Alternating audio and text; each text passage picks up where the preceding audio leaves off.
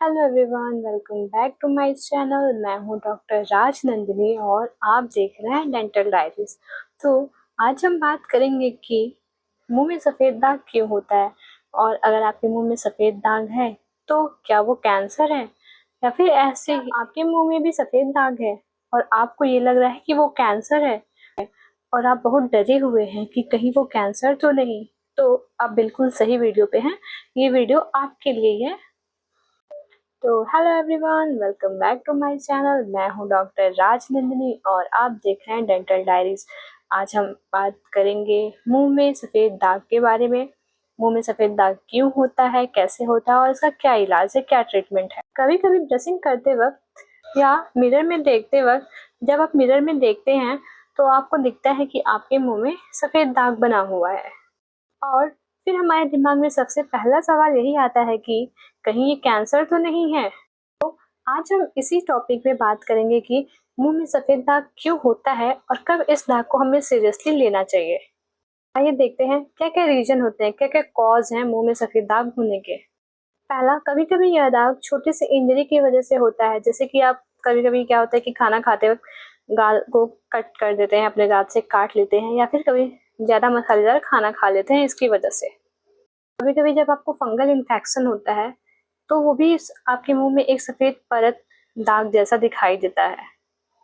Poor poor oral hygiene, और कभी कभी जब शार्प टीथ होते हैं हमारे तो उससे हमारी म्यूकोसा छिल जाती है और फिर वो वाइट पैच की तरह दिखाई देता है। कुछ लाइफ स्टाइल फैक्टर्स होते हैं जिसकी वजह से सफ़ेद दाग होता है, जैसे कि जो लोग ज़्यादातर स्मोकिंग करते हैं, टोबैको च्यूइंग करते हैं, अल्कोहल का यूज़ करते हैं, उनके मुंह में ये दाग बार बार दिखाई देते हैं।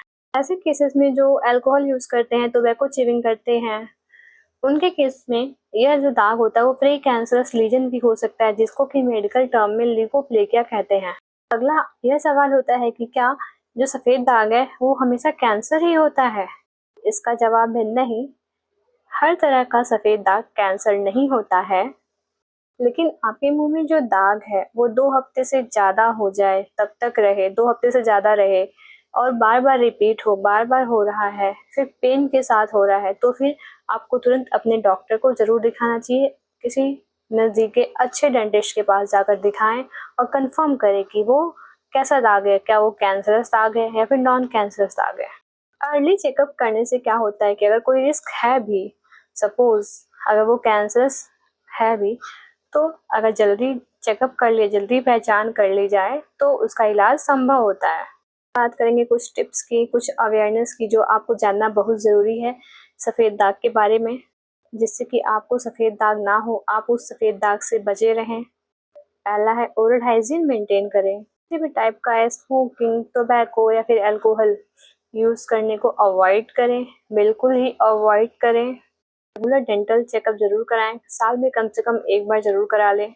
किसी भी तरह के अनयूजुअल दाग को या फिर अल्सर को इग्नोर ना करें, अगर वो 1 हफ्ते 2 हफ्ते से ज़्यादा दिन तक है तो याद रखिए, मुंह का हर सफ़ेद दाग कैंसर नहीं होता है, लेकिन इसको लाइटली मत लीजिए। इस बारे में सही जानकारी से ही आप उसको प्रिवेंट कर सकते हैं, उससे बच सकते हैं।